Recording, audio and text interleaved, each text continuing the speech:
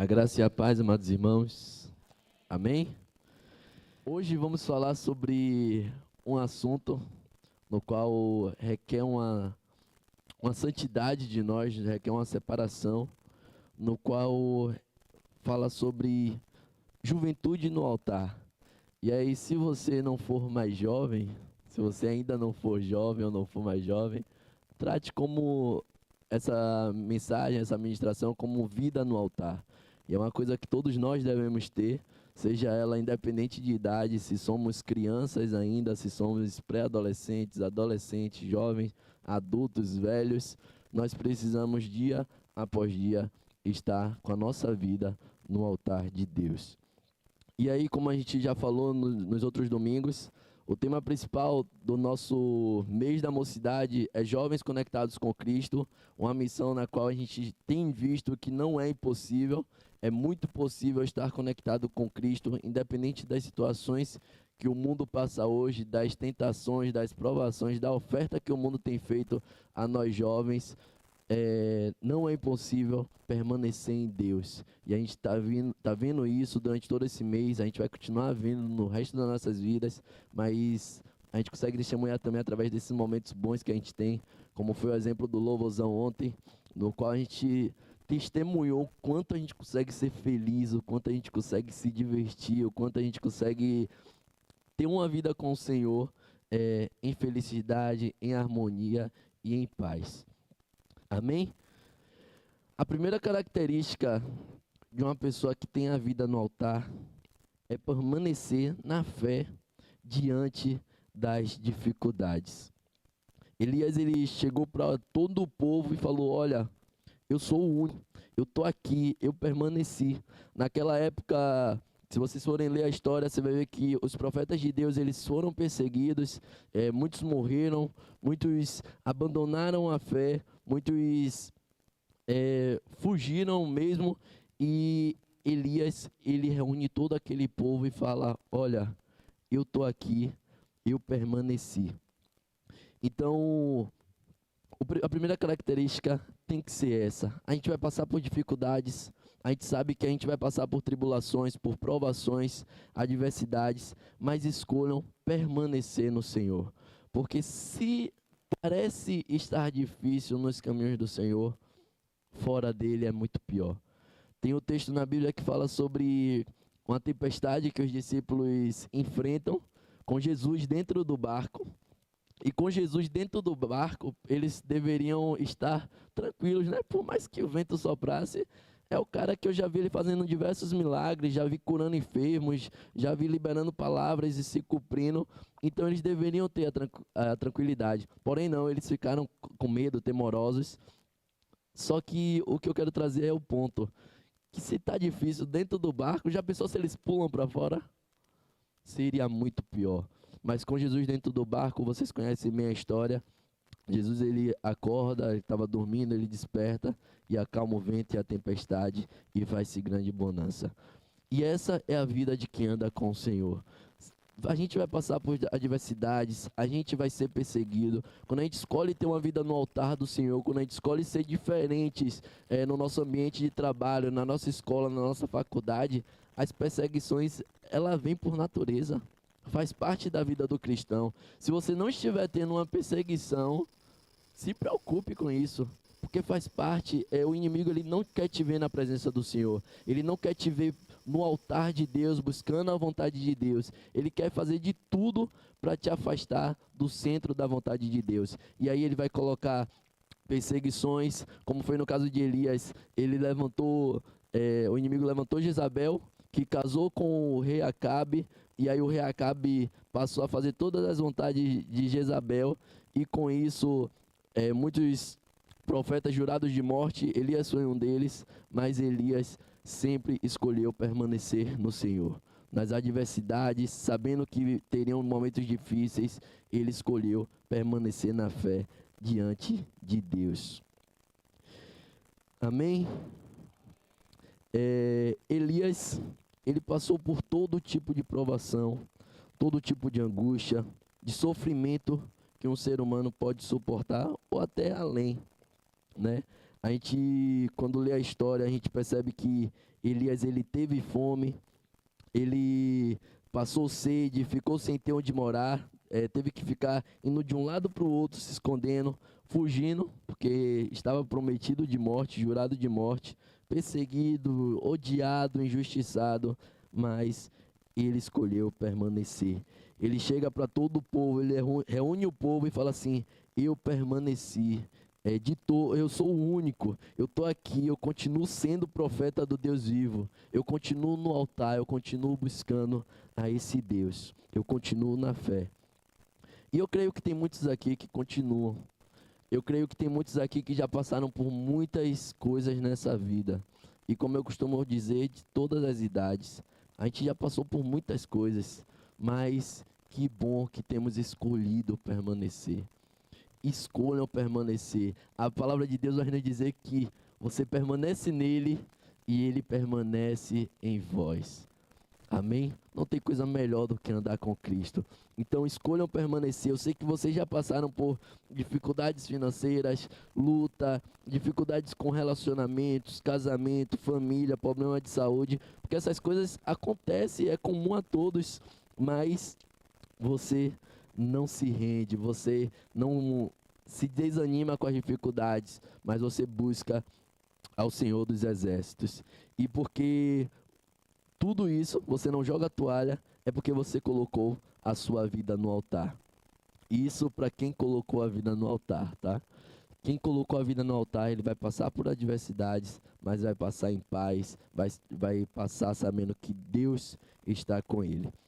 Altar é lugar de sacrifício, né? E eu nem gosto muito dessa palavra sacrifício. Eu lembro que Joíra chamava Samuel, falava assim: Samuel, Samuel, obedecer é melhor que sacrificar. E isso martela na minha mente até o dia de hoje. E eu penso que é muito melhor você obedecer. Hoje é muito melhor você obedecer. Ir para a igreja não deve ser um sacrifício, deve ser uma obediência, sabe? Falar do amor de Deus não deve ser um sacrifício hoje em dia, deve ser uma obediência. Você testemunhar, você abdicar de coisas que o mundo todo está fazendo, não deve ser um sacrifício, deve ser obediência. Mas quando a gente vai falar lá no Velho Testamento, o altar ele servia para sacrificar, para fazer os sacrifícios dos animais, pelo perdão dos pecados, alguns pedidos específicos. Naquela época, até por obediência também a Deus, era feito. Quando a gente conhece a história, já foi falado aqui pelo pastor Marcelo, das dispensações, não tem a necessidade mais do sacrifício, então aí que entra tão somente a obediência. E aí,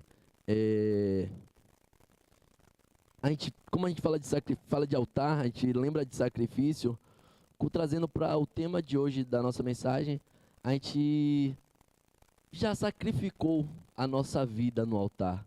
Para quem escolheu viver essa vida no altar, a gente já entregou a nossa vida. E a nossa vida, e aqui eu vou falar de mim, porque cada um sabe da sua, é o que eu tenho de mais precioso. Então, se eu já entreguei o que eu tenho de mais precioso para o meu Deus, não tem nada que as adversidades podem fazer para me tirar do sério. O que é que pode tirar que seja mais precioso do que a minha vida?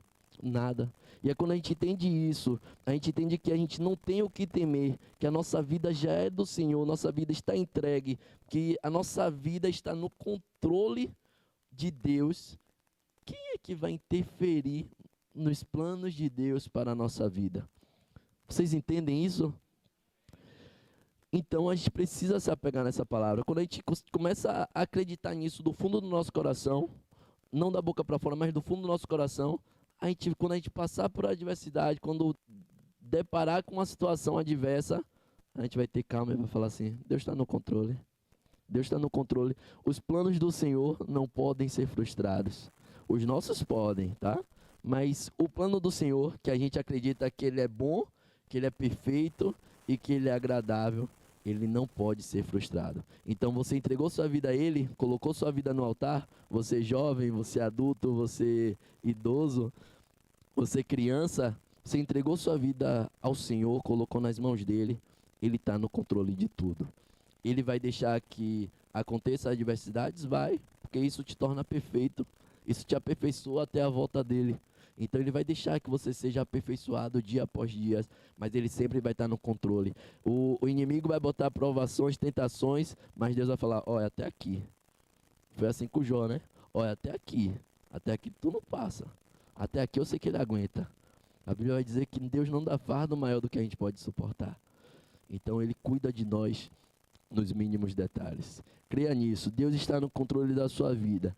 Então a primeira característica é essa: você permanecer na fé diante das dificuldades. E aí eu queria que vocês abrissem 1 Pedro, o capítulo 4.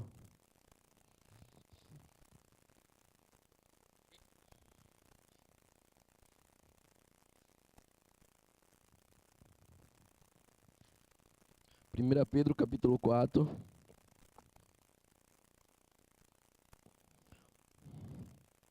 O versículo 12 e o 13.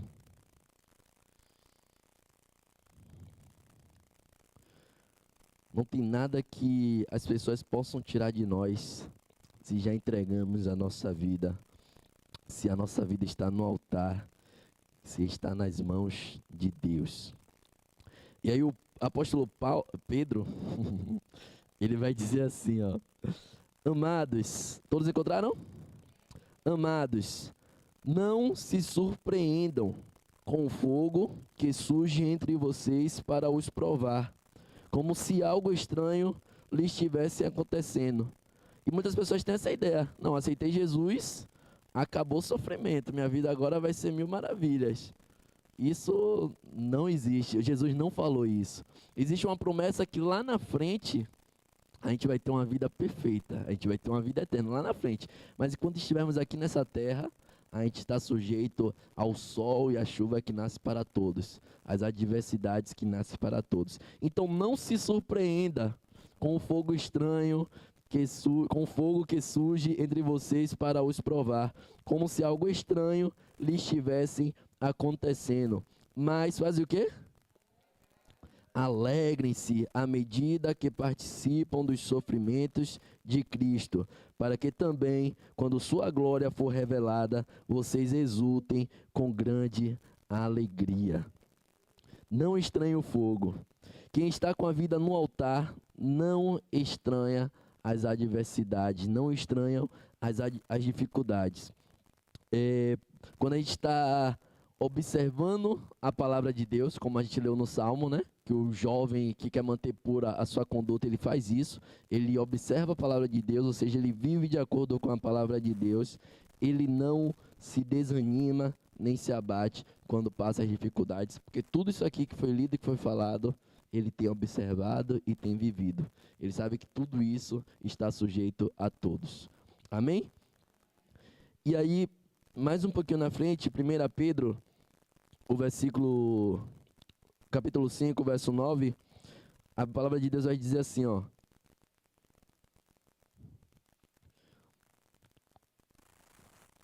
resistam-lhe, permanecendo onde? Firmes na fé, sabendo que os irmãos que vocês têm em todo o mundo estão passando pelos mesmos sofrimentos. Vocês compreendem? Eu entreguei minha vida no altar, eu estou sujeito a mais perseguições, a mais provações. Vai ter levante de pessoas querendo nos fazer parar, querendo nos fazer desistir, mas precisamos permanecer na fé, permanecer no altar de Deus, permanecer com a nossa vida entregue a Ele, para que não venhamos a sucumbir. Volte para 1 Reis, o capítulo 19.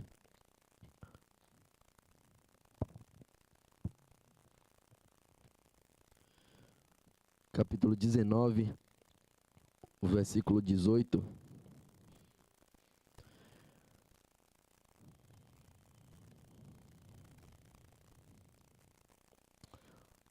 A Bíblia vai dizer que Elias, ele achava que estava só.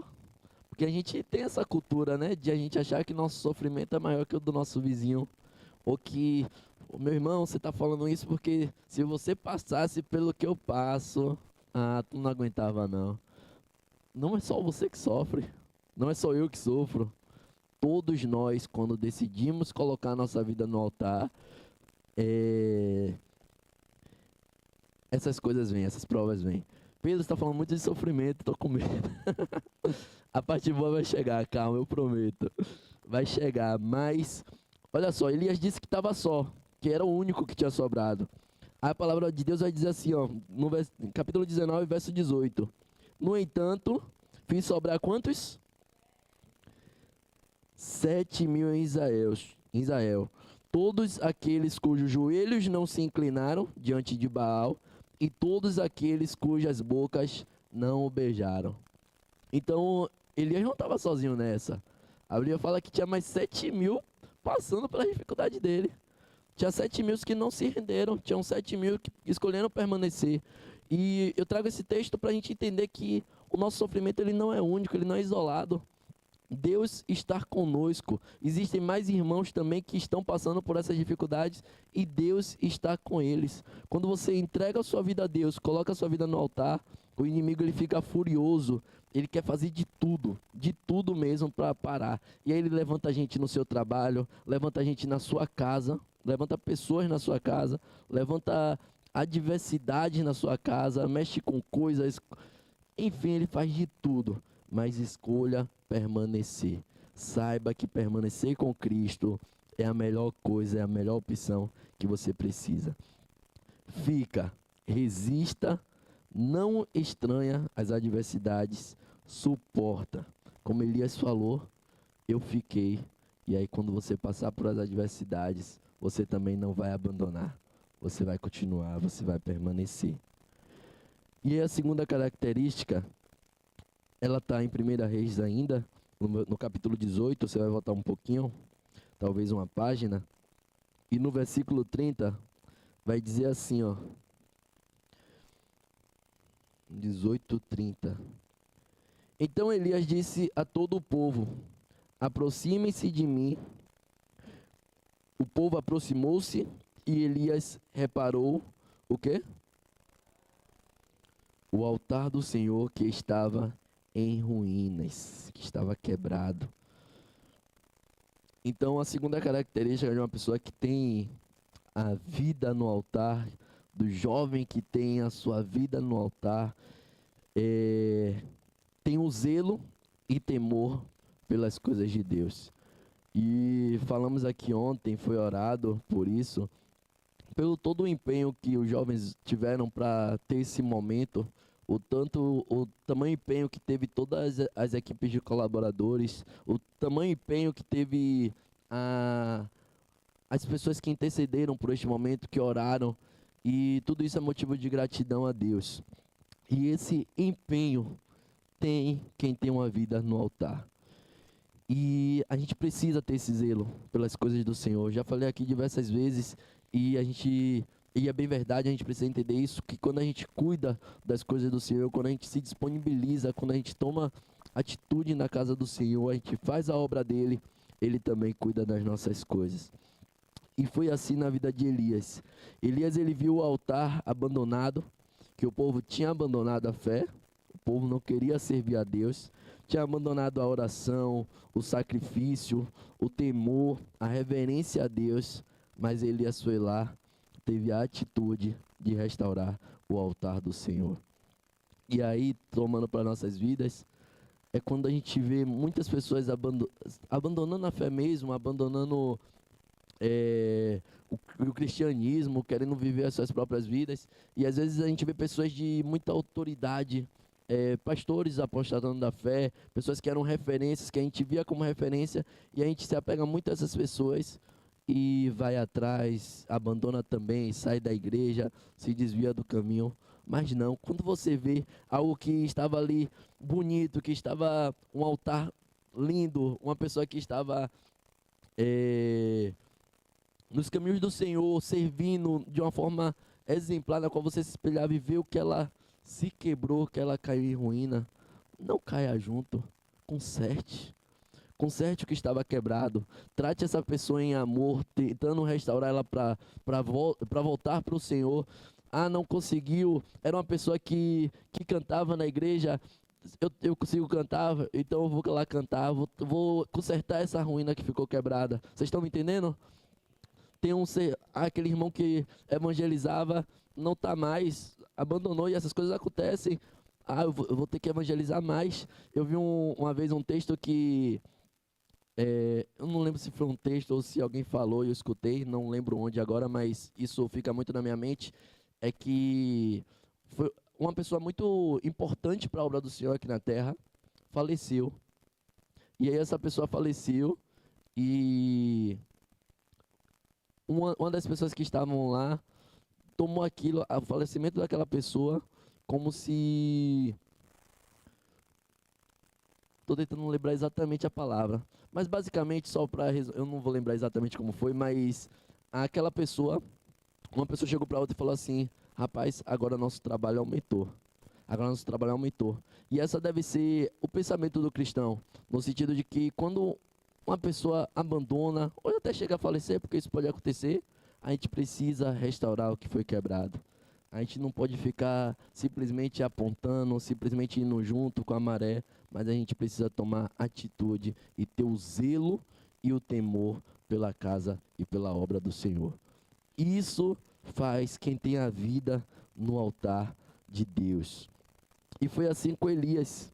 Elias, ele não escolheu viver a vontade dele, ele não escolheu viver os próprios desejos, as próprias paixões, mas ele escolheu priorizar, um dos pontos, né, da vida no altar, priorizar o serviço ao Senhor, priorizar a vontade do Senhor. Então, tem muita gente hoje desprezando o que é mais importante, porque estão vivendo muitas das vezes em função dos seus interesses pessoais, colocando os seus interesses pessoais na frente dos interesses de Deus, ou às vezes até colocando o interesse de outras pessoas à frente da comunhão com Deus. E a gente vê muito isso hoje, principalmente na vida dos jovens. Quando a gente está ingressando no mundo do trabalho, quando a gente está ingressando na faculdade, a gente perde o tempo para Deus. Isso acontece com muitos jovens. A gente deixa que as outras coisas, as outras funções, tome o tempo de Deus. E aí a gente dá para Deus o resto, o que sobra. E isso não pode acontecer nunca em nossas vidas.